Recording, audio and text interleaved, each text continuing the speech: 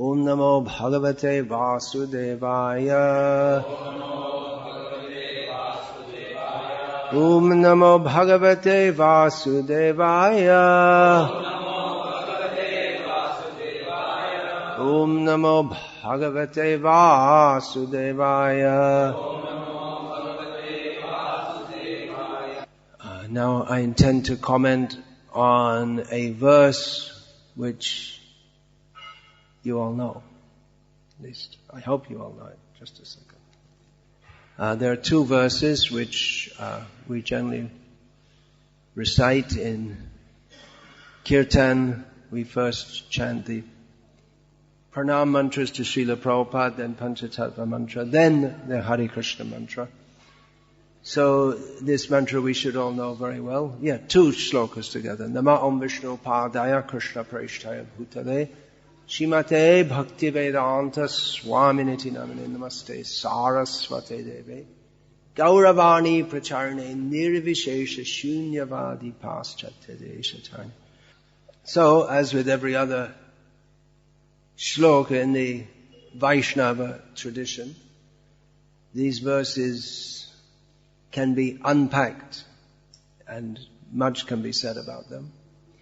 The first verse has, in this double-barreled pranam to Srila Prabhupada, has been it's become a generic verse of obeisance to gurus in the line of Bhaktisiddhanta Saraswati Thakur, to whom this, or in regard to whom this was first composed. So it's a generic verse, but just the name is changed. The second verse is composed by Srila Prabhupada himself. It's unusual that a guru or anyone will compose prayers in glorification of themselves, but Srila Prabhupada's early disciples were quite incompetent to do so. So Srila Prabhupada did. And it goes, as you know, Namaste, offering obeisance to, this means offering obeisance. Naman, putting one's head down. Namaste, Saraswate Deve, to, this understood to mean the servant of Bhaktisiddhanta Saraswati Thakur. Gauravani Pracharne, who is preaching Gauravani, the teachings of Chaitanya Mahaprabhu. Nirvishesha Shunyavadi Paschatya Deshatarne. And delivering the Western countries from the impersonalists and voidists. So, preaching the message, Gauravani. What is Gauravani? That is summarized in a well-known verse, well-known among Gauriya Vaishnavas. Chaitanya Mahaprabhu's teachings are summarized. Aradho Bhagavan Vrajesha Taniyas Tadhama Vrindavanam Ramya Kachid Rajavadhu Vargena Rajavadhu Upas. What is it? Ramya Kachid Upasana Rajavadhu Vargena Ya Kalpita Srimad Bhagavatam Pramanam Amalam Premo Pomartha Maham Sri Chaitanya Matoridam. Excuse me, I'm tired. Tatradaro Naparaha. So this is the summary of Chaitanya Mahaprabhu's teachings, that the Supreme Personality of Godhead is to be worshipped. He, although he is the Supreme Personality of Godhead, he has appeared as the son of the king of Vrindavan. His place is Vrindavan, is as worshipable as he. The best mode of worship of he is that which is seen, that which is demonstrated, or that which is conceived of by the wives of the gopas, the cowherd men, in other words, the gopis of Vrindavan. Srimad Bhagavatam is the topmost evidence. And the topmost attainment for human beings is to attain pure love of Krishna, prema. So these are the teachings of Chaitanya Mahaprabhu, and we as Gauriya Vaishnavas, we respect them as being supreme. So this is the Gauravani which Srila Prabhupada is teaching. Now also it's given Nirvishesha Shunyavadi Paschatya Deshatarne, which means delivering the Western world from impersonalists and voidists. Now that's not included in this verse of Gauravani. But that doesn't mean it's not part of Gauravani, because in this verse it's also not stated about chanting the holy names of Krishna. So some major points are given in that verse. But there are others also, as we find in the beginning of Sri Chaitanya Charitamrita. Is first of all established who is Chaitanya Mahaprabhu, who is Nityananda, who is Advaita Acharya, and who are their devotees. And then in one chapter, first of all, Krishnadas Kaviraj Goswami in the 7th chapter establishes the principle of the Panchatattva. Then he describes the glories of the Sankirtan, the chanting of the holy names. And then in some detail, he describes how Chaitanya Mahaprabhu defeated the Mayavadis of Varanasi.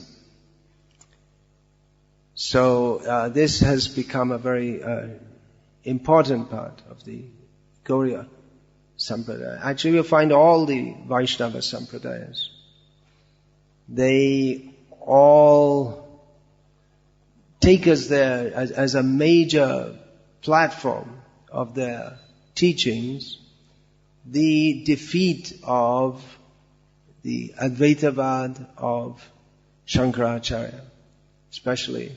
Well, Ramanuja took this, historically Ramanuja took this up first. Then Madhva and his followers took this up with even more vigor. And we see that Chaitanya Mahaprabhu also did this. Srila Prabhupada composed a poem in English in honor of his Gurudev, Srila Bhakti Saraswati Thakur. In there was one stanza, that absolute is sentient, thou hast proved, impersonal calamity thou hast removed, which Bhakti Saraswati Thakur appreciated very much. And devotees, the godbrothers of Srila Prabhupada, who at that time he was known in the Gauriya Matas, Abhay Charanaravinda Das in long form. So they commented that just as Rupa Goswami knew the heart of Chaitanya Mahaprabhu and he was able to express that in poetry, the inner feelings, so this Abhay has understood the inner heart of Bhaktisiddhanta Saraswati Thakur and has expressed that in poetry. So Srila Prabhupada gave this pranam mantra, and he defines his mission in this way. He writes in one purport in Sri Chaitanya Charitamrita, commenting on this pranam mantra, obeisances are therefore offered to the spiritual master as Sarasvata Deva, or a member of the Sarasvata family. Namaste Sarasvate Devi, whose mission is to broadcast the cult of Sri Chaitanya Mahaprabhu, Gauravani Pracharane, and to fight with impersonalists and voidists, Nirvishesha Shunyavadi Paschatya Deshatarne, often mispronounced as Paschatya, but it's actually Paschatya. This was also the occupational duty of Sanatana Goswami, Rupa Goswami, and Anupam Goswami. So Srila Prabhupada defines his mission as to broadcast the cult of Sri Chaitanya Mahaprabhu and to fight with impersonalists and voidist, and he made it clear in many places that it is our mission as his disciples also to defeat the attacks of the Mayavadis. For instance, in one lecture which Srila Prabhupada gave in 1972, Srila Prabhupada said, the unfortunate Mayavadi cannot chant. They criticize. This chanting is sentimentalism. Even Chaitanya Mahaprabhu was criticized at Benares when he was chanting. You know the story. Prakasha Ananda Saraswati, a great Mayavad sannyasi, he used to criticize that this sannyasi is sentimental. Sannyasi's business is reading Vedanta. But this sannyasi is chanting and dancing. So there was strong criticism. Therefore, Chaitanya Mahaprabhu was arranged to meet this Mayavadi sannyasi, and he talked on Vedanta, and he defeated him. And the sannyasi, along with his 60,000 disciples, became his followers. So you should not be simply chanting and dancing. Along with, you must know philosophy. There are so many Mayavadis, you have to defeat them. It is not that we are cowards, we are Krishna's soldiers. So as soon as there is Mayavadi attack, you must immediately defeat them. That is wanted. Therefore, so many books are being written. And certainly, anyone who reads Srila Prabhupada's books, as of course his followers should do, know for sure that Srila Prabhupada was very serious about this, defeating Mayavadis. And throughout his books, he again and again criticizes the position of the Mayavadis. Sometimes devotees used to ask me, why don't I write a book against Mayavada? And I say, well, Srila Prabhupada has done it in every one of his books, and especially Bhagavad Gita as it is. Again and again. And Krishna himself is expressing his feelings. Krishna expresses his feelings towards the gopis by kissing them, and he expresses his feelings, well, they don't always kiss, sometimes they have fights also, mock fights. But he also expresses his feelings towards people who try to relegate Krishna to a manifestation of the impersonal. In other words, impersonalists. When he says, avyaktam vyaktim apanam manyante mama buddhayaha. They're simply fools who think that I, the Supreme Personality of Godhead, Krishna, am some emission from some impersonal, unmanifest something, or some nothing, some no thing, undefined, indefinable. But Krishna is very definable. That young man was asked me yesterday, how do we define Krishna? We don't define Krishna. He's self-defined. He gives his definition in Bhagavad Gita. So, very clearly, Srila Prabhupada was so much against Mayavad. Mukunda Goswami was one of the first followers of Srila Prabhupada in New York City in 1966. And I heard this both from him and from Umapati Swami, who was also one of those early 1966 followers. They both said that Srila Prabhupada, at that time known to them as Swamiji, would again and again and again speak about these Mayavadis. And they thought that, well, Swamiji's nice and we appreciate what he's doing, but he's hung up on some sect back in India who he doesn't like, and he keeps on talking about them. But they couldn't understand what was the relevance to themselves until one day, Srila Prabhupada, he,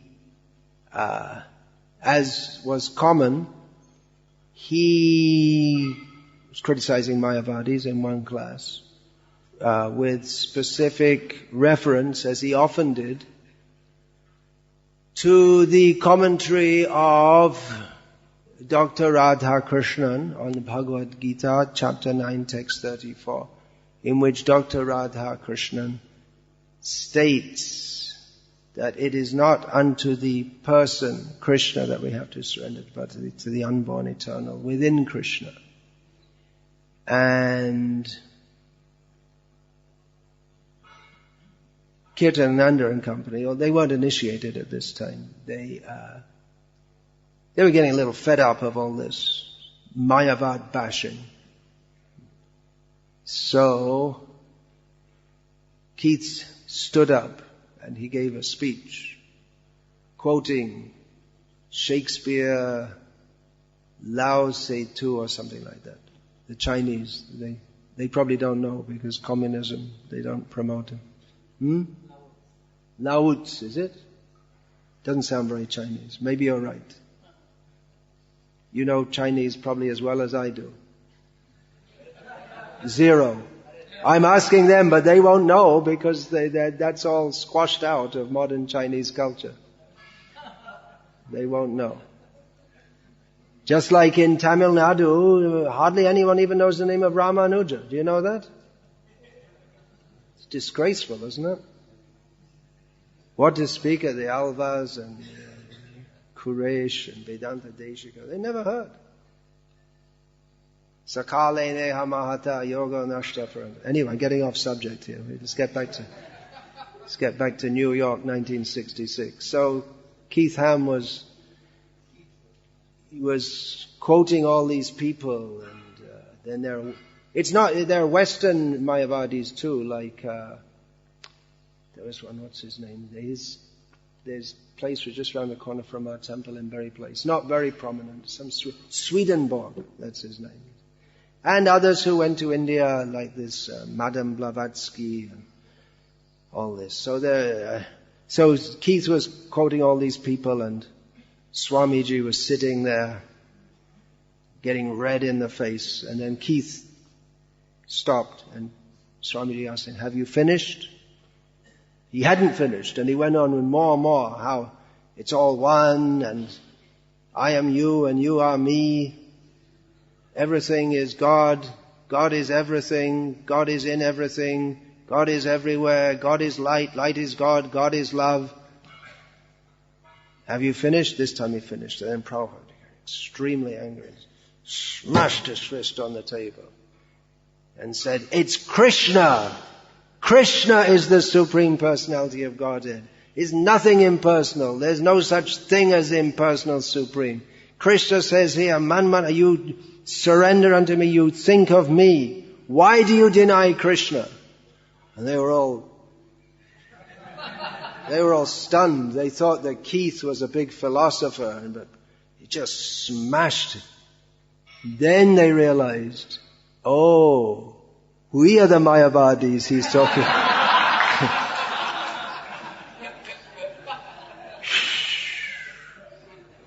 Now, I give some comment on this in my book on speaking strongly in Srila Prabhupada's service, that at that time, Srila Prabhupada had been in America several months, and these were his only followers. They weren't much of followers, but there were some kind of followers. At least they used to come and listen to him regularly, and sometimes they might even do a little service like cleaning up some of the plates or something like that. And the main service they did was eating a lot of prasadam. But they had some kind of attachment to it, and that's all he had at that time. But he could not tolerate. He was again and again talking against this Maya. But they didn't catch it. They thought, well, he's talking about someone else. So, at that point, he could have lost them all, and he would have been back to zero. He would have had no followers at all. It was quite possible they would have said, well, okay, you have your Krishna and we'll have our oneness. But fortunately, they stayed with Srila Prabhupada, although it's a long history. It appears that Keith, he never really got the Mayavad out of him, which is one reason that we, among ourselves also, we have to regularly discuss about this Mayavad, because it's not just the Western world. I mean, India is the home country of Mayavad, literally. It's not just in India. I mean, in the Western world, you'll find also, and in the Islamic world, you'll find different philosophers. They've come up with various impersonalistic theories.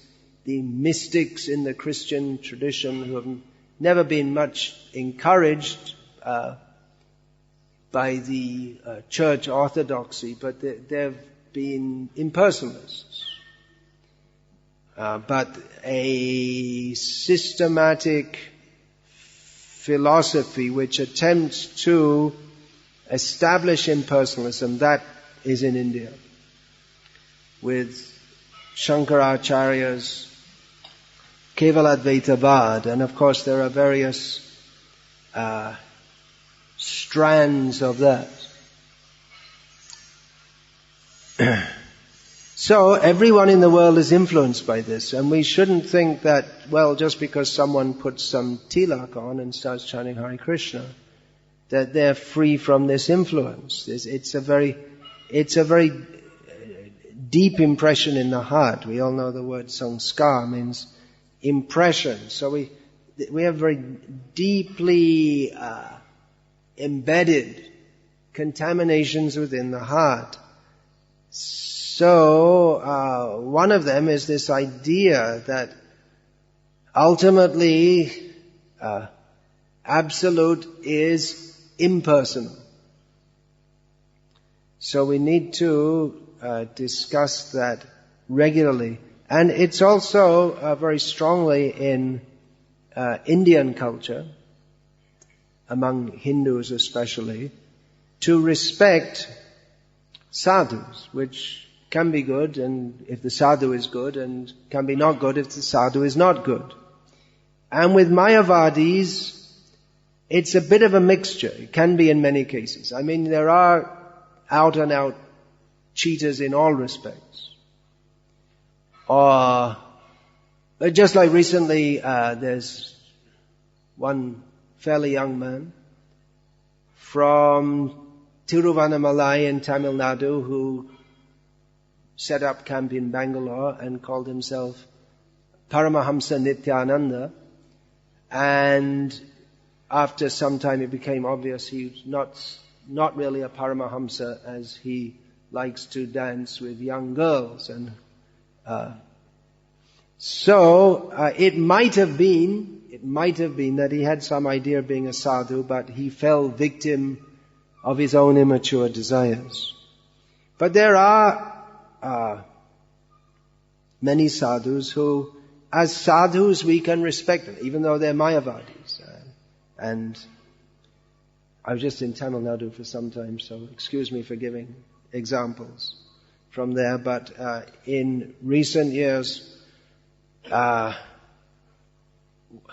one of the best or outstanding sadhus in India was also in Kanchipuram in Tamil Nadu. This Chandrasekharendran Saraswati was the Kanchi Shankaracharya. And he was in terms of being a sadhu, he was first class.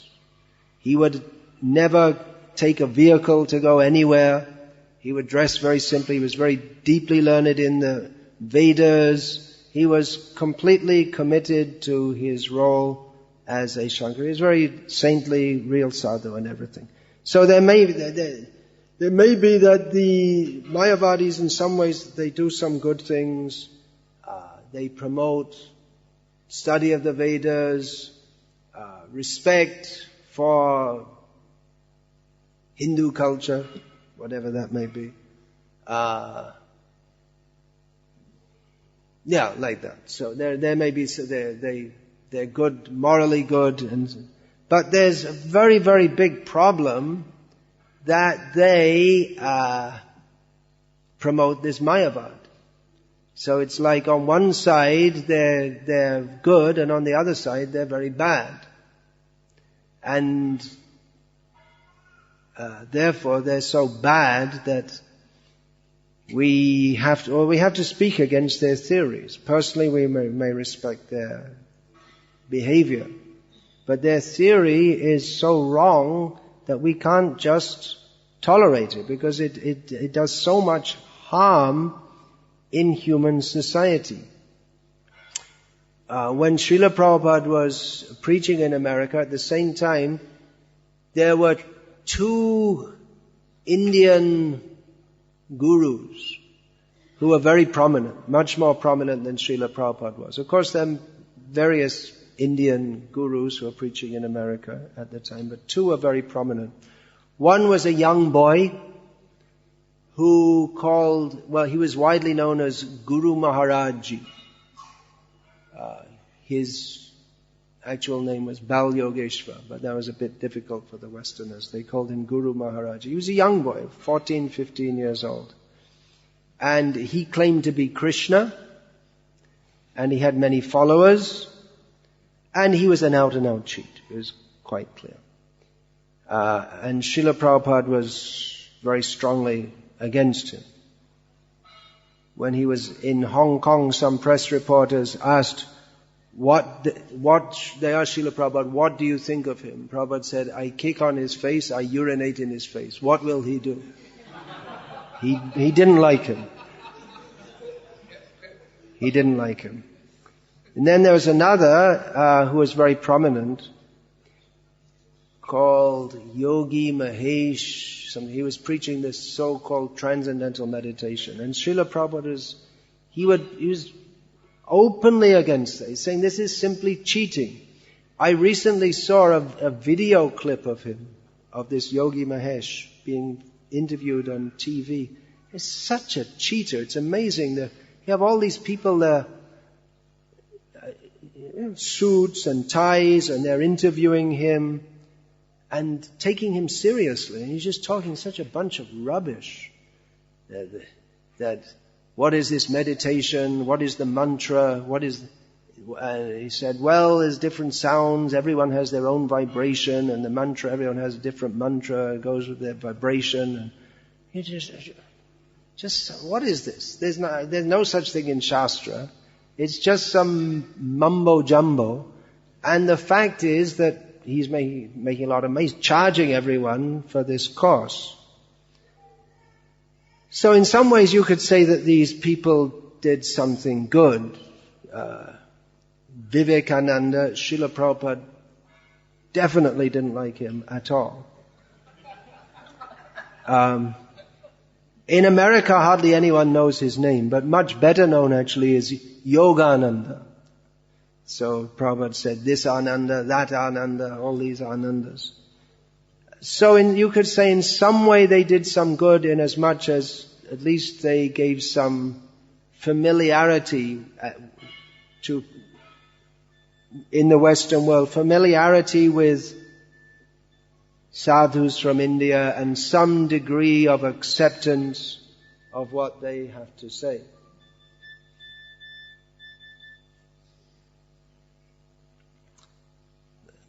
So it's, maybe 0.1% of something good, and the other 99.9% decidedly not good at all.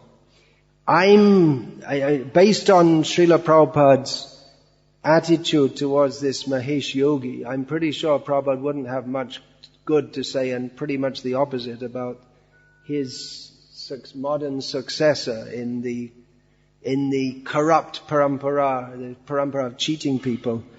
Another guy from Bangalore, some Sri, he calls himself Sri, and it's same thing, long hair, smiling, flowing robes, and just talking a bunch of stuff which has nothing tangible, and taking lots of money from people. You're all invited to turn off your cell phones.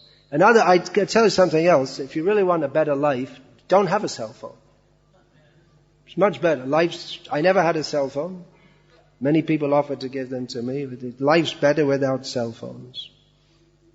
It is possible to live without one. It's not a joke, it's a fact.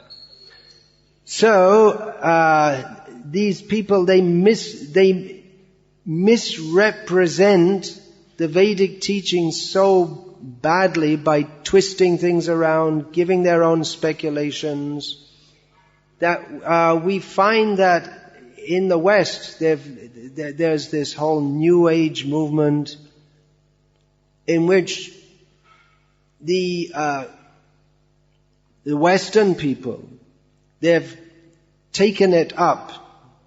They're speaking something which sounds spiritual without any real substance. You see that Srila Prabhupada, he always spoke systematically, clearly, delineating what is the body, what is not the body, or what is the Atma and Anatma, what is the living being, what is the body. The fact that we are all controlled, we cannot deny that we are all controlled. We are forced to suffer birth, death, old age and disease. Means there is a controller. So Srila Prabhupada spoke in a very clear way, but the Mayavadis just the opposite. They speak in a very unclear way, and they think that's spiritual. So they're very expert at taking spiritual concepts and dragging them down to the material platform and making it sound spiritual. Recently also I saw another video clip.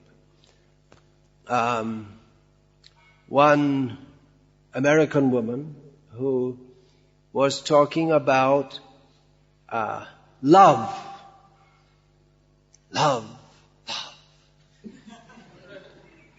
So she said that she was speaking the language which she might have heard from Srila Prabhupada, but it was twisted. She said, we have to have unconditional love for God. Sounds good, doesn't it? But to be able to have that, first of all you have to have unconditional love for at least one human being. In other words, just mundane, pungsastriya mituni bhavametam, it's just mundane, but this idea, you have to have unconditional love. But they're missing the whole point that you cannot have unconditional love for anyone but Krishna. Krishna is the center of that love. You just can't talk about unconditional, selfless service. Yeah, okay, good. It's a very good concept. If you hear, what a wonderful concept. But that's for Krishna. There's no selfless, it's not possible to have selfless service in the true sense, unless first of all you understand who is the Supreme Self and who are you yourself. Otherwise, it might have a semblance of being selfless, but it ultimately turns out to be selfish. Because Krishna is the actual object of love. If we think, another point is that if we have this selfless service and unconditional love, if it's not for Krishna, then that unconditional love, so-called, or selfless service, so-called, that may benefit one person, but it will harm others. For instance, you might profess selfless service to your country. That means you're working against other countries. Or you might have a selfless service to the poor people of Calcutta, and you feed them with the goats of Calcutta. They get fed some nourishing food. So the goats, they're not very happy by getting their throats cut, so that you can selflessly serve some hungry people in Calcutta. So, this Mayavad means to take all the high concepts which are given in Shastra, Advaishta Sarva Bhutanam Maitra Karuna Evacha, these very high concepts which can only be possible in relationship with Krishna, and take Krishna out. And then it sounds spiritual, but it's not. Or you keep Krishna there, but you redefine Krishna. That's why this man asked me yesterday, how do you define Krishna? It's not our job to define Krishna. We should not, with our limited intelligence and perverse intelligence, try to define Krishna. So the Mayavadis, they either leave Krishna out or they redefine him. And I see Krishna in my wife. So she represents the beauty of Krishna. Like that. We see Krishna in all the poor people. Manava Seva is Madhava Seva. And if you say Manava Seva is Madhava Seva, what's all this in Shastra about doing puja? They say, don't do puja. You feed the poor man in the street.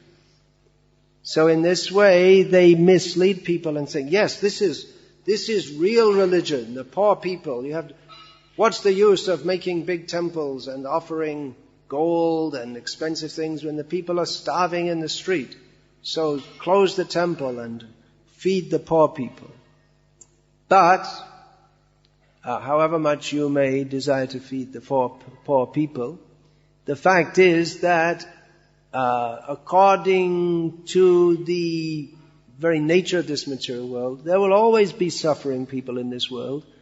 People are suffering not because you are offering puja and neglecting to use the money in feeding the poor people, but people are suffering because of their sinful reactions. And you cannot... We, by taking the position of God and trying to help people in that way, we cannot mitigate the suffering of those who are meant to suffer. We can do so by telling them how to get free from suffering. Suffering is caused by neglect of Krishna. So this is actual welfare work. So we may wonder why Srila Prabhupada is so much against Mayavada. Why so strongly? Why again and again? Well, the fact is it's a very, very deep contamination. So, Srila Prabhupada, out of his genuine compassion, criticizes all these things. And he criticizes pretty much everything, because there are so many misconceptions in the world. Generally, people have an idea that there is right and wrong, good and bad. But because they are envious of Krishna, they don't know what is actually right. Right means to surrender to Krishna, and what is wrong, to not surrender to Krishna. They don't know what is good, which is to surrender to Krishna, and they don't know what is bad, which is not to surrender to Krishna. Even if you have a very high-sounding philosophy, it's still you come to the same point of not surrendering to Krishna. So this point has to be made very clearly and strongly.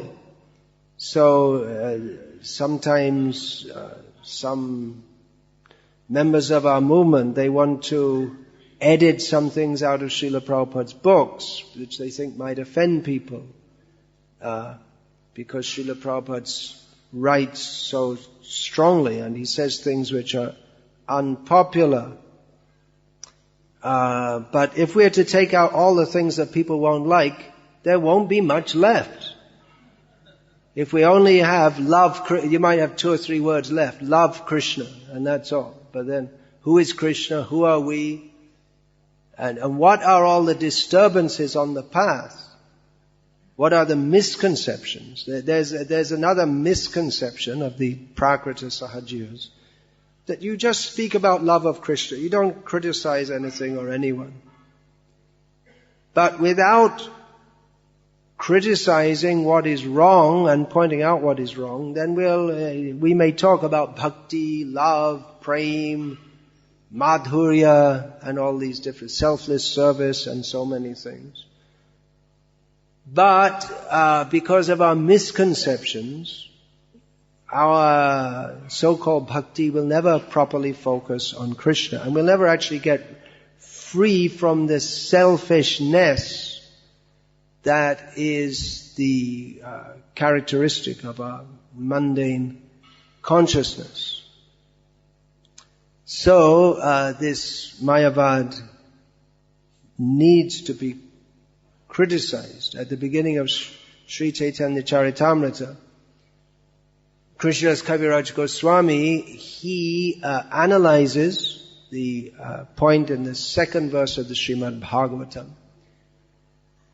in which Srila Vyasadeva states, Dharma projita kaitava atra. Herein, in this Srimad Bhagavatam, cheating religion is completely rejected. And Krishnadas Kaviraj Goswami analyzes that here, kaitava dharma means mundane dharma, artha, kama, moksha. Religiosity, economic development, sense gratification, and the desire for liberation.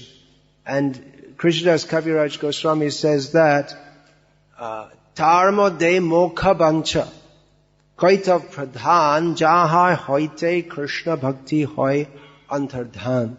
He says that of all these kinds of cheating religion, the worst of all is the desire for liberation, because by that the Krishna bhakti becomes completely vanished, spoiled. So it's required to criticize these theories. It's the Mayavadis who say, well, don't criticize, just let everybody feel good. But that's also one kind of theory. And if your theory is wrong and it's misleading others, it should be exposed. So they are wrong. This Mayavad, the idea that we are all ultimately everything is all one and everything is God, it's wrong. It's absolutely wrong. You are not God, I am not God. Krishna is the Supreme Personality of Godhead. There is the Supreme, at least we can understand there is a Supreme Controller. Then who is that? And then we have to find out, and that we can understand from Guru, Sadhu and Shastra is Krishna. So, another point that is that even whatever little progress one may make in spiritual life, it's actually very little, even though we say that there are some great sadhus. And I gave some example. There's definitely a great sadhu. It was the Chandrasekharendran Saraswati. But the Vaishnava analysis is that even a neophyte devotee who's materially attached is better spiritually situated than a highly advanced Mayavadi. Because he's on the right point. He's a long way from perfection, but he's on the right point. Whereas a Mayavadi is highly advanced, but in the wrong thing. So it's better to make a little advancement in the right thing than much advancement in the wrong thing. They have to go through so much difficulty, so much trouble, and at the end, nothing to show. No Krishna consciousness. They didn't advance toward their own actual position. So, Shraya Shruting Bhaktim Udasyate Vibho Klishyanti Ye Kevala Bodha Labdhiye. The Mayavadis, they think that they're on the path of auspiciousness, but they neglect Krishna. They go through so much trouble to try to be spiritual and at the same time reject Krishna, it's absurd actually.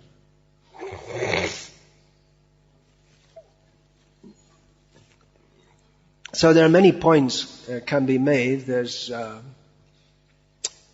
one of my godbrothers, Patit Pavan Prabhu, from Srila Prabhupada's examples. He compiled a book of arguments against this Mayavad. So, we can just go through a few. I mean, the Mayavadis, although they say ultimately everything is one, they have many, many arguments. Why should you need to argue if ultimately everything is one? Anyway, it's just so illogical and so unappealing to the soul. It appeals to the perverse mentality of the conditioned soul who has an inner ambition to become God. It's appealing, but it appeals to a very perverse mentality. So, according to these theories, ultimately everything is pure, undifferentiated oneness. It's not a very practical theory. If we say everything is all one, and someone who says that, they may think, everything is all one. So yes, we're one, everything is all one, one, aham brahmasmi, aham. It's time for lunch. Okay, it's time for lunch. All right, so, all right, time for lunch. Okay. So, you just wait here. And the other person comes back. He comes back after half an hour and says, okay, we continue our conversation. What about lunch? Well, I already took lunch. What about me? Well, you and I are the same. You don't need to take lunch. I took yours too. Because we're all one. I mean, there's so many things. Why eat at all? Or why not just eat stew? It's all one. It's all why breathe? What's the difference between being alive and not alive? There's so many points. They say then you become liberated, then you become one. But if you become God, then if one jiva is liberated and everything is all one, then all should be liberated. And how do you get an illusion in the first place? There's so many wrong ideas. It doesn't make any sense, but as we find out with Mayavadis, when you start to argue with them, they just say, words, words. As long as they're talking all nonsense, they never tell you to stop. As long as you're going, word, oneness, God, it's all light. As long as you go on talking like that, they're all very happy. But as soon as you point out, actually you're talking nonsense. They say, words, words, you can't understand by words. Then why are you talking so many words in the first place? It's only when you point out that what they say is wrong, then they say, oh, it's all words. It's all beyond that. So you can understand they're bogus, completely bogus. We should understand. We shouldn't be taken in by their show of saintliness, by the talking and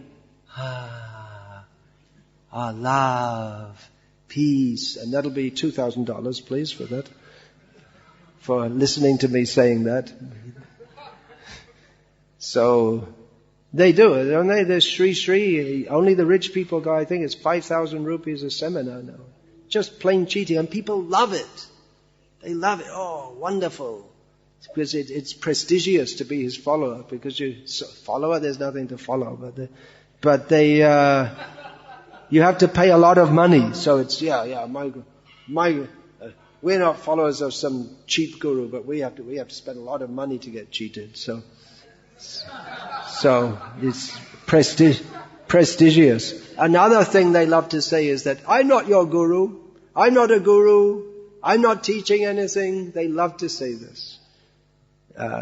They'll go on all day talking, and then when you point out that they're saying all nonsense, well, I'm not a guru. And then no responsibility. I'm not a guru. They take your money, but there's nothing in return. No responsibility. Nothing.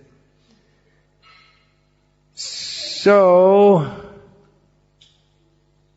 we may say, well, there is something to it, that the Mayavadi, there is some oneness, right? Chaitanya Mahaprabhu taught achintya bheda abhed. So there is abhed.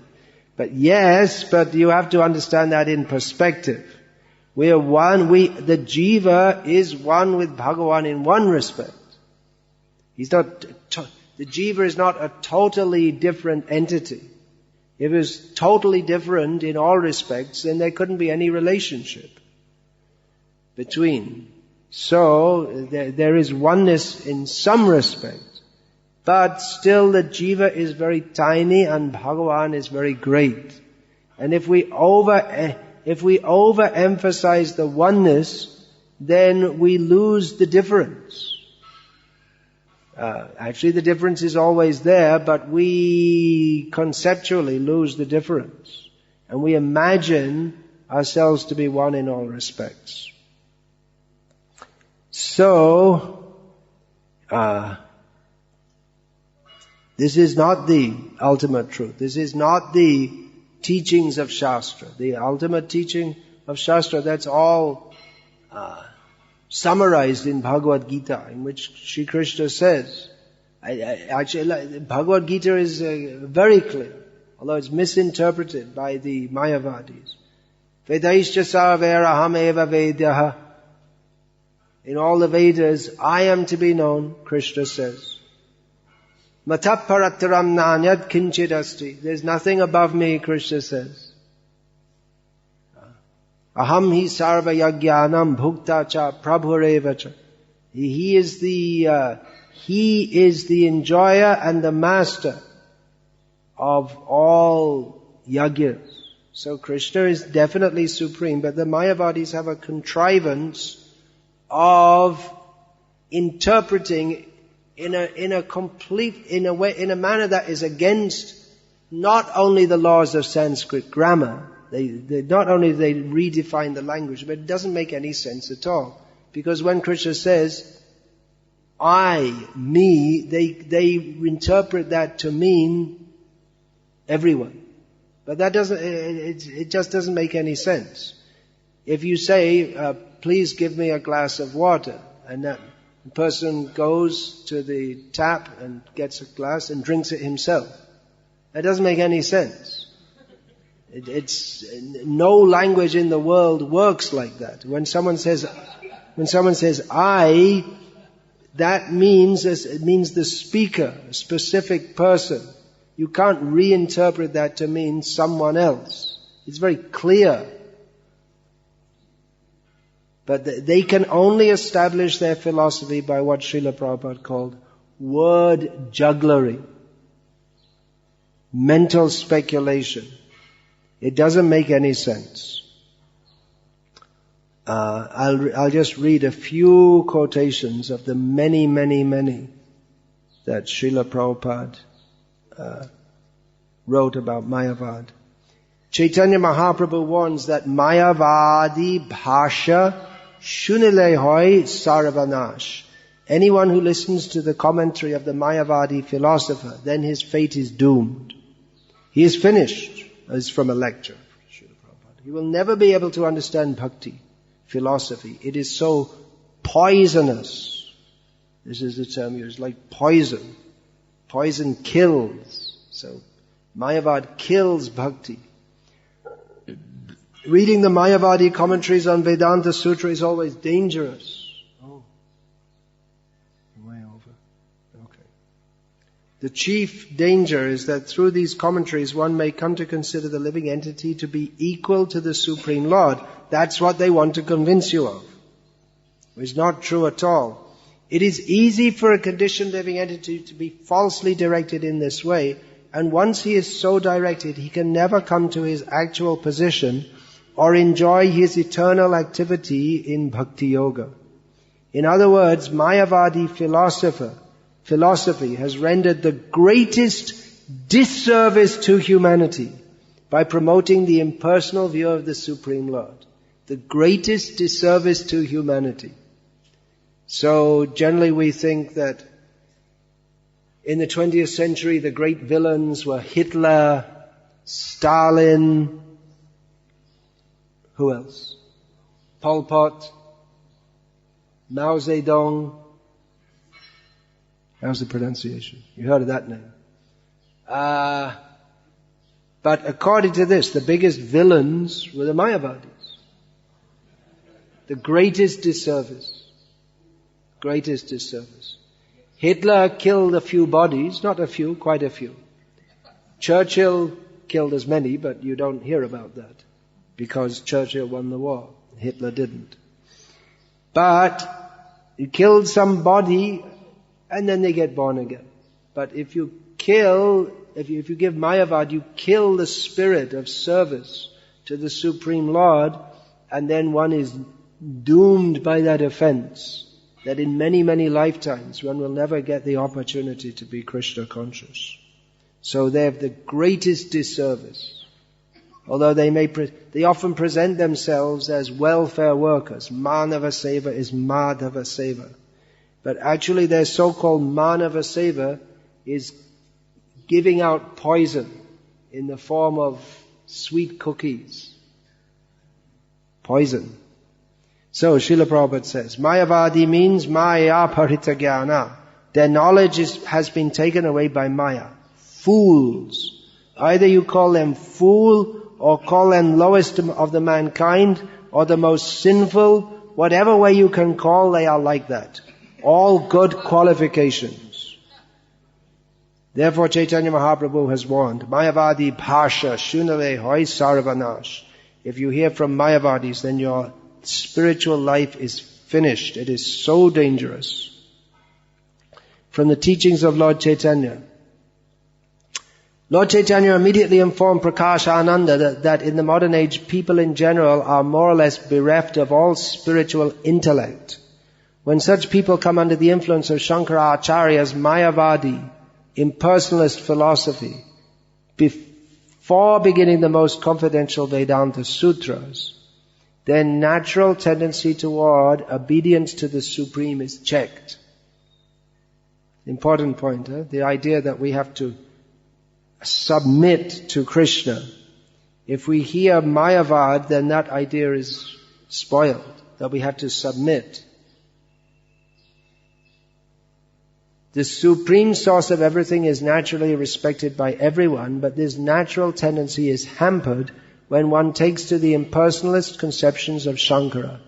Thus the spiritual master of Lord Chaitanya suggested that it is better that one not study the Shariraka Bhasha of Shankaracharya, for it is very harmful to people in general. Indeed, the common man does not even have the intelligence to penetrate into the jugglery of words.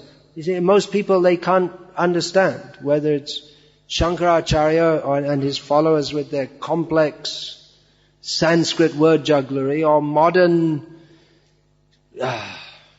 tinsel Mayavadis who just speak, love, compassion, peace. And people, they don't have the intelligence. Many people don't have the intelligence to understand this is all he's not saying anything. He's just sounding something nice. But what does it mean? Love means, it's not just some general idea. Love, but love means specifically focused on Krishna. And then it can go to everyone else. So this idea, you just love everyone, it has no meaning in this world. You can imagine yourself to do so, but you can't act on that platform. You can't love everyone. You don't have you say love everyone, it's actually a very rascal thing to say, because you don't have the capacity to do so. Only Krishna has.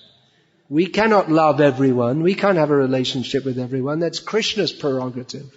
Only He can do that.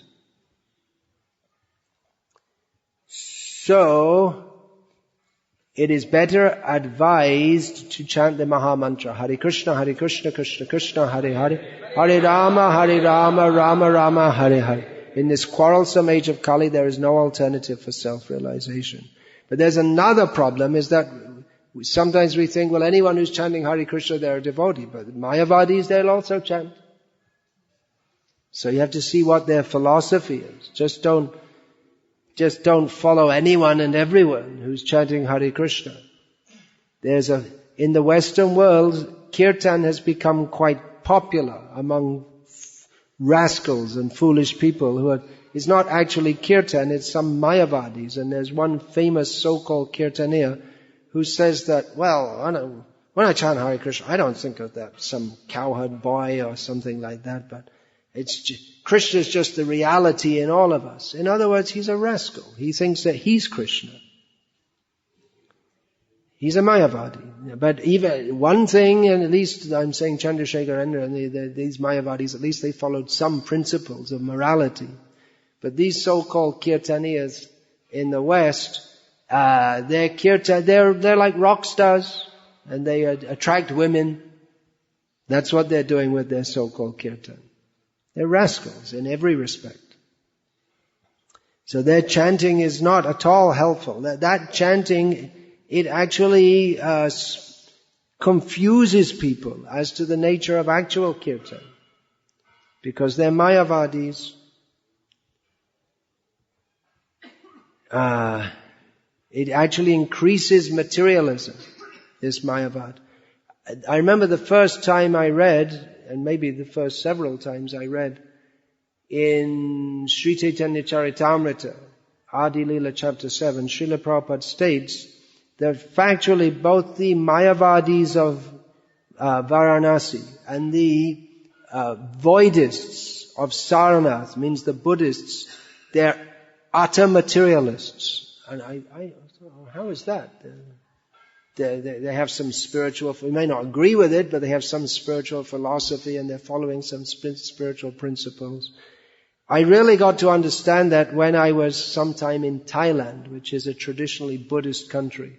It's also known throughout the world as being a place of great material enjoyment. Not that people in general are very rich, but they have a very strong spirit of material enjoyment. You don't need to be rich to have material enjoyment. That's a big bluff, actually. I mean, you can have sex and alcohol and all these things. You don't have to have much money. You don't need much money to do it. So, the people are very materialistic, and at the same time they consider themselves to be Buddhists. So, I thought about it and thought that, well, the aim of Buddhism is what? Just to self-destruct, to non-exist. And to achieve that aim, you have to be a really strict monk and you have to follow all these things, and it's really, neither the path is attractive nor is the goal. So most people, they just go, they put off the project of liberation or whatever they call it. They put it off to some lifetimes in future. And in the meantime, well, the world's here, folks. Let's get on with it and enjoy it. And even though they know there's reincarnation, it's not just by understanding there's reincarnation that you become spiritual, as we find in the Bhagavad Gita, that Krishna criticized the people who think, oh, there's reincarnation. Okay, so what you do in this life affects your next life. Okay, let's do some pious activities and we'll go to the heavenly planets. Then we'll come down again and we'll do more pious activities and we'll go back. So it's not necessarily that people become spiritually minded by knowing about reincarnation. In Thailand, I asked one woman that, well, you're eating pigs. That's the most popular form of flesh food in Thailand. So don't you know that you'll become a pig in your next life? She said, yeah. So, aren't you worried about it? She said, no.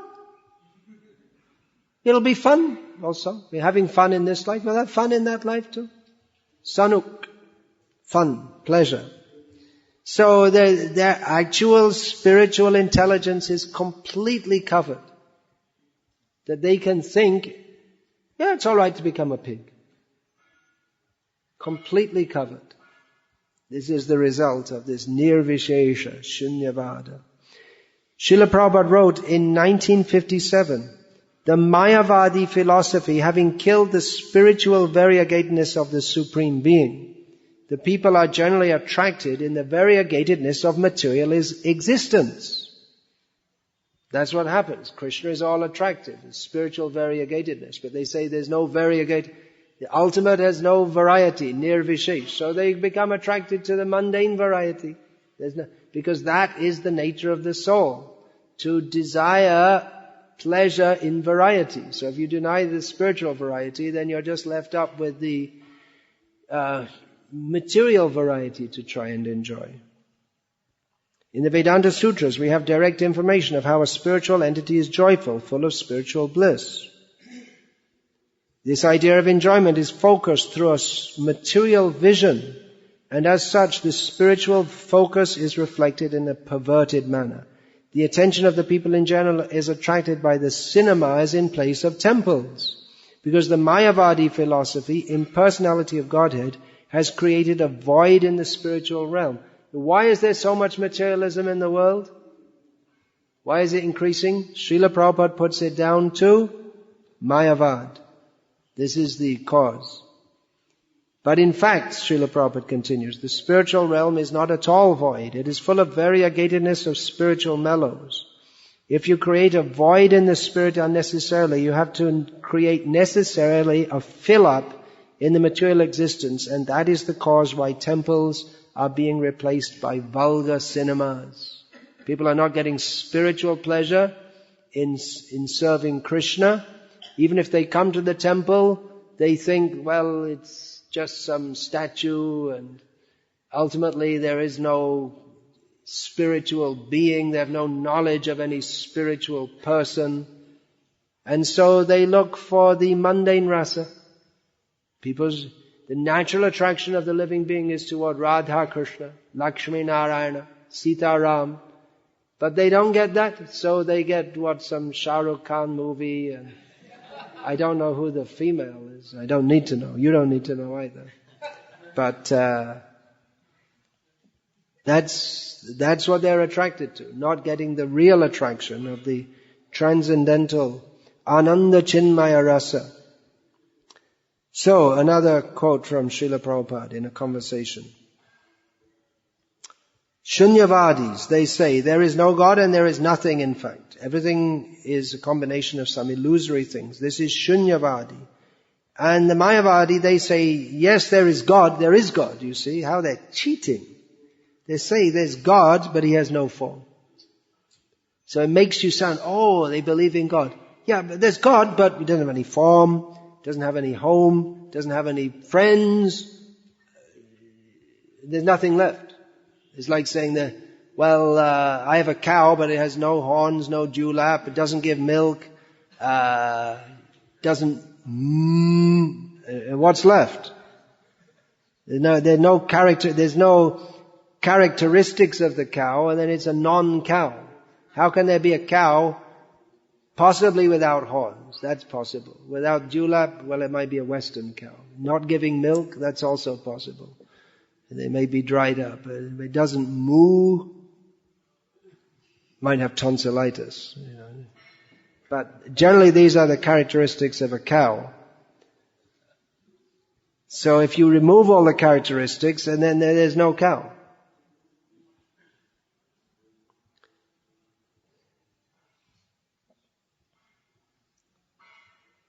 So, therefore, Srila Prabhupada says, we have to kill both of them. Nirvishesha Shunyavadi Paschatya Deshatarne. The whole Western world is filled up with these Shunyavadi and impersonalists. India is also nowadays, but still there are devotees in the Acharya Sampradaya. They are fighting against Shunyavad and Nirvishesh. And there are so many. I leave it. So, Hare Krishna. All glories to Srila Prabhupada. We should understand this very clearly. Nirvishesha Shunyavadi Paschatya Deshatarne. So this is also Paschatya Desh. Pune is also on the western side of India. Yeah. In Chaitanya Charitamrita is written, Paschima log shab mudha anacha.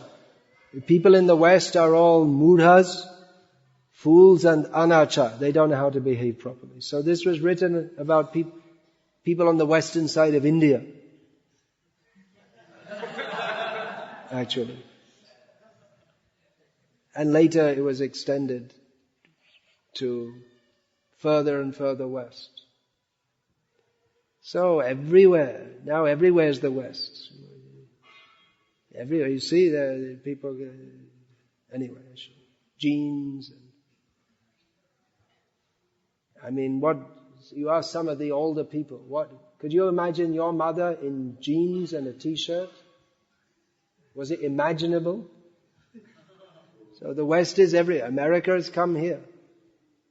It was not imaginable. And then it became that young girls could do, but now mothers with children are dressed in tight t-shirts and jeans. That's just one example. There are so many examples. The West is here. So, Mayavada, Shunyavad,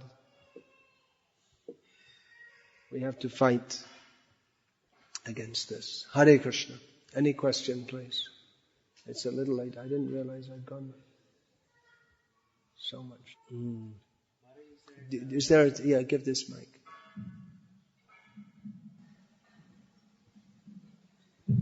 Maharaj, it was stated in the lecture that Mayavada Bhashya Sunilabhai Sarvanash.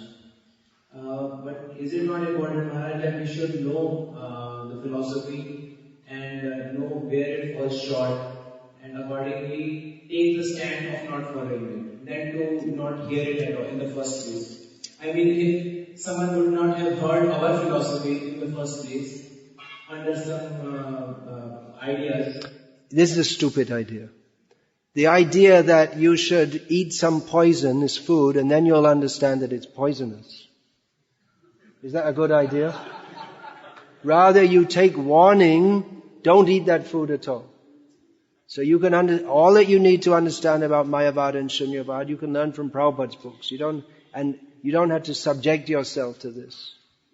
First I'll become poisoned and then I'll understand it's poisonous. This is a very foolish idea. You're not convinced. Okay, you go drink some poison. You take the poison. What do you want? You have a better idea than Chaitanya Mahaprabhu, who tells us don't hear Mayavad.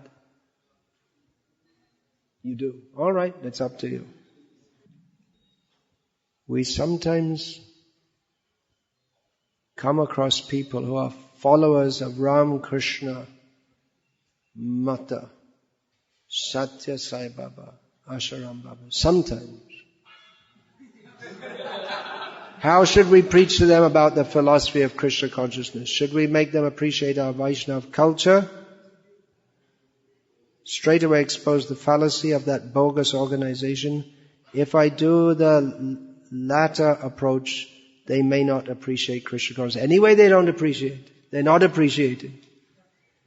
They're superficial people, so you can make them superficially appreciate. The whole idea of Mayavadis is, yes, everything's nice, everything's love, everything's good. So if you say, yes, Krishna consciousness is so nice, yeah, Krishna consciousness is so nice, it's one of the zillion things in the world. Best thing is to give them Srila Prabhupada's books, if they'll take it. You can also, the thing is we don't expect to convert everyone on the spot to Krishna consciousness. But you can point out some things, just like Satya Sai Baba. His so-called followers say that he's God. So you can tell them that what are the qualities that make God. One of them is all beautiful. He's disqualified, obviously. Obviously, isn't it? Obviously, he's disqualified. So like this. And Ram Krishna Mat. I don't know if they're meant to be mat or mot. So his mot is Joto Mot Totopot. So you can say, so my mat, my idea is to punch you in the face.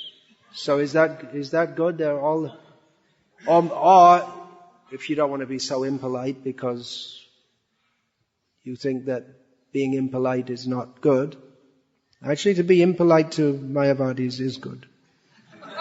Yes. Yeah, it's just like, it is good. But,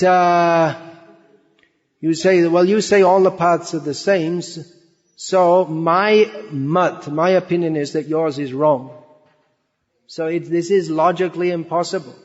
That you can't say that all paths are right if my opinion is that your path is wrong. So you have to accept my path as being as good as yours, but if you accept my path is to say that you are wrong.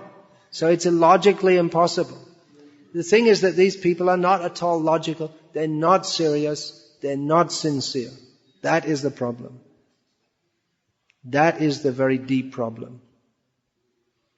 So yeah, you can expose the fact if they want to talk,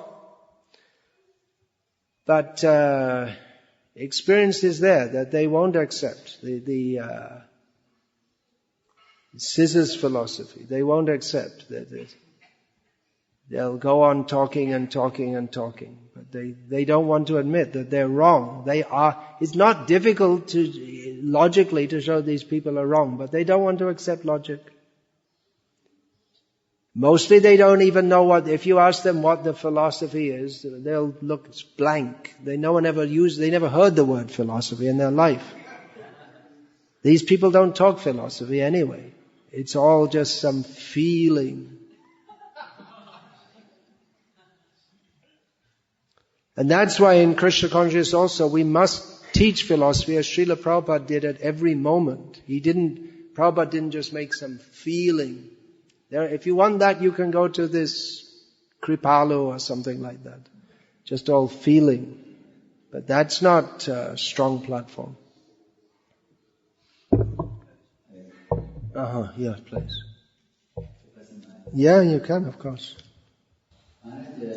When people visit us, we see that there are people coming with very distinct expectations. Like some people come for cultural events, thinking that they can make their family members happy. They bring them for some drama or some children programs, activities. Similarly, there are people who come for religious activities, who want to do some puja, who just want to be pious, as you rightly said. And they are not looking for anything beyond that. And there are people who come with some spiritual intentions also, jignasa, looking for something. So, what I would generally do with people, if somebody is coming with spiritual intention, we spend more time explaining philosophy and counteracting all the wrong understandings as much nicely as possible. Eventually trying to bring them closer to Krishna. And the other people, we generally put them through cultural programs, put them through religious programs, and we hope and pray that they become more favorable and friendly and become a little purified by taking in some spiritual related cultural programs, like like Rama and Rama, things like that.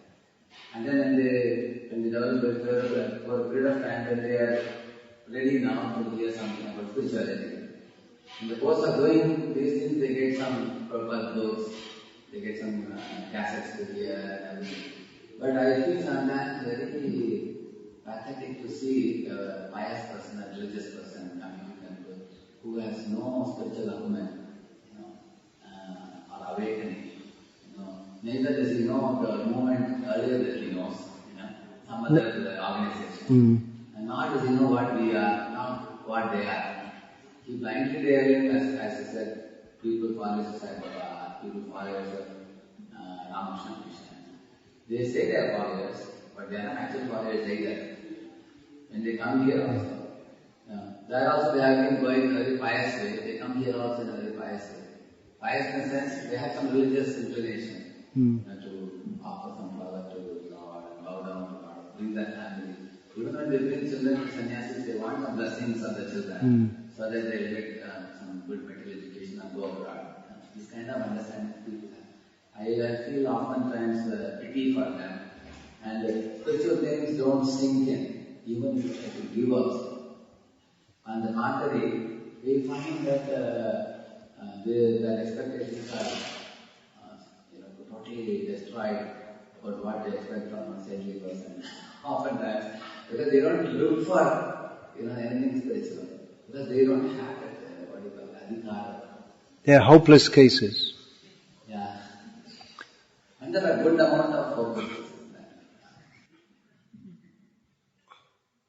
Well, judging by the example of Srila Prabhupada, it seems that he didn't see people as hopeless cases. He would give an all-around package. He would have dramas, and festivals, temples where people could come and appreciate the beauty and opulence of Krishna, but he would also speak very strongly.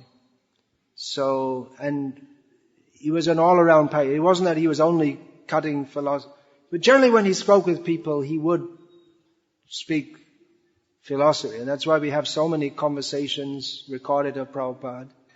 And in most of the cases, you can see that people, they're not really responding, but still Prabhupada would keep on at them. He kept on trying. That was his compassion. And he taught us also in doing so how to deal with these people. And in his lectures, he gave straightforward philosophy. There's a very good comment which I included in that Strongly Speaking book.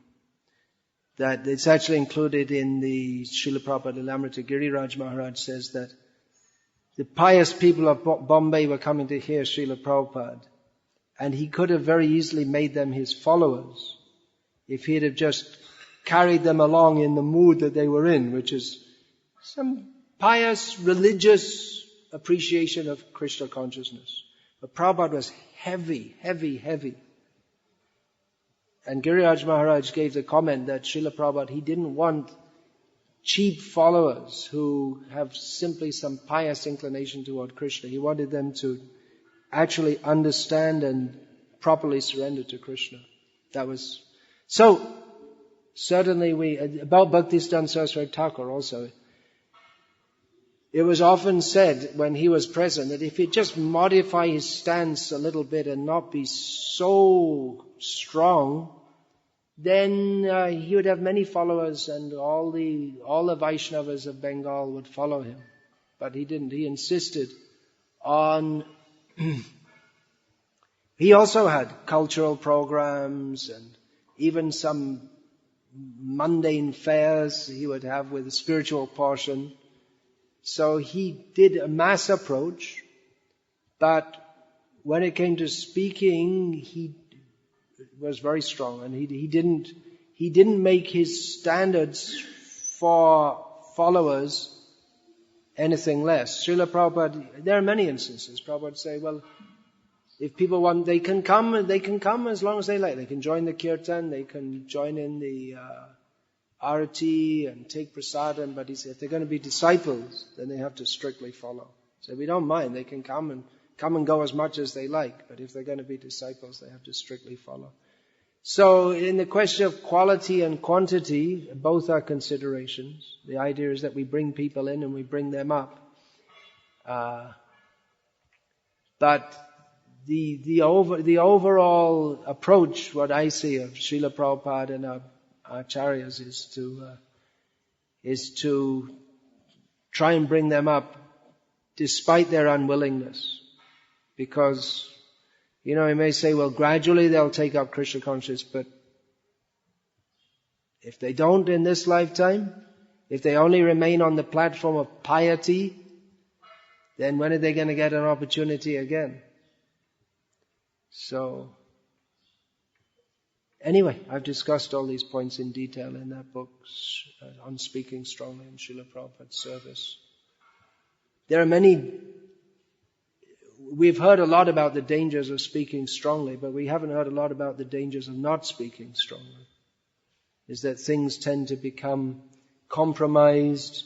And then even we don't talk, we don't say what Prabhupada said, and then no one hears it, and they don't know it, and even if they read Prabhupada's books, they think it's something that, well, only he said it, but we shouldn't say it, and we never hear it.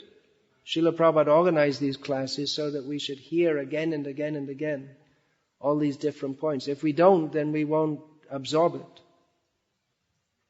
And then our movement becomes transformed. There are already so many Krishna temples all over India.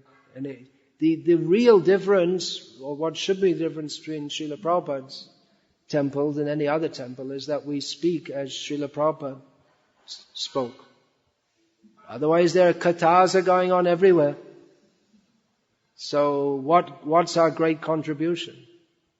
If we just speak in the same way as it's nice we can talk Krishna Leela and all this, but without speaking the philosophy clearly delineating reality from illusion for the welfare of all, then even people hear Krishna Katha and they go away and there's no transformation in their life. And we see that there's so many people, they hear a Katha and then they go home and watch TV and they drink tea and coffee and they want their children to be engineers and doctors, and nowadays I heard more people, they're saying they want their children to be politicians, better. Big money quick. So they don't get the point and they don't really advance in Krishna consciousness at all. And then the speakers, they're always thinking, well, can't say anything that people won't like to hear. And then they need to hear the message themselves, but they also become mundane. And because they don't speak the clear message, they're only speaking to that people will like, and they judge everything by how people like it. And then the people give them donations, and the speakers like that also. And then they make more facilities that the people will like, and then you see at some of these, they have free chai seva for everyone. Yeah, it's a fact. Have you not seen? They have all these things. And then, the mundane welfare work, and it's all mixed up, and it all there's no clear speaking. And there's no clear delineation between a Mayavadi and a Vaishnava and a Ramakrishna Mission mundane welfare worker, and then Srila Prabhupada becomes a statue. Instead of offering arati to Ramakrishna in his mat, we offer to Prabhupada, but there's no, and that's more oriented toward Kali, and this is all oriented toward Krishna, but there's no clear distinction. This is what happens.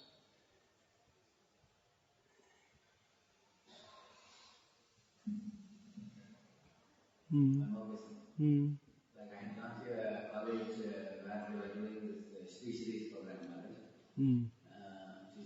program, and the director of the college was telling me that we have announced it for the whole college, and college is also supporting some 30% of the charges, and students will have to pay only 70% of the charges. Yes. And the total amount comes to like 2,500 rupees, 2,500 rupees for just 3 or 4 days program. So I did some reading. He's making crores. That's yeah. So Maharaj, I had a question. And when I met with the director, he was saying, Swamiji, we also have a program for all our students. We are ready to promote it. It was very open. So now, you're in a fix, because they're already appreciating that rascal. Not only that was one of the points. But most of the college directors, principals, their goal is to see that the students become, clean in character. The students give up bad habits. Yeah, they don't want their students to become Krishna conscious. Yeah. Because Krishna conscious it's not in line with modern society. Yeah. So it is a great quandary in preaching, because we have to go in among these people and turn them around, and whatever people think is good and proper and right and desirable, we have to tell them that's all actually against your real self-interest, and your real self-interest is to act in a manner, and your whole consciousness will be completely different to whatever common people think is good. So it is a great challenge, there's no doubt. So on one hand, we don't want to turn everyone against us, but it's difficult not to do so when they actually understand what our message is. So it's in like a needle and out like a plow. Srila Prabhupada gave that analogy. It's never going to be easy. So then the question comes that Krishna consciousness is only reserved for minority few, those who are very... Krishna consciousness is only reserved for a few who are willing to make the big jump, the big leap. Srila Prabhupada had a mass program. It was called Varnashram. It takes some bold devotees to establish projects in which we show that you don't have to live in these cities, you don't have to earn money, you can live simply and depend on Krishna. And that's the mass program, that we can show that. And then we can preach that you don't need a PhD or an MSc. You don't need this at all. You need roti kapra makan, the famous words of the politicians. But now it's not roti kapra makan, it's iPod, TV, at least a two-wheeler, if not a four-wheeler. There's no end to the so-called necessities. So that's the mass program. And it may not, on the farms, it may not be that everyone who comes is immediately a fully committed devotee. That's the mass program. The core devotees should be solid. Mass programs, I heard Prabhupada wanted Grihasthas to go to farms and Brahmacharis to preach in cities. The temples are meant for preaching in the cities, yeah. Otherwise, Grihasthas... Brahmacharis like to go to farm and Grihasthas want to be in the city. It may be. Prabhupada said that brahmacharis and sannyasis can be on the farms also, and they can go out in the villages with bullock carts preaching. And they can also, in the gurukuls, they can be teaching also. Gurukuls can be at the farms. Hare Krishna.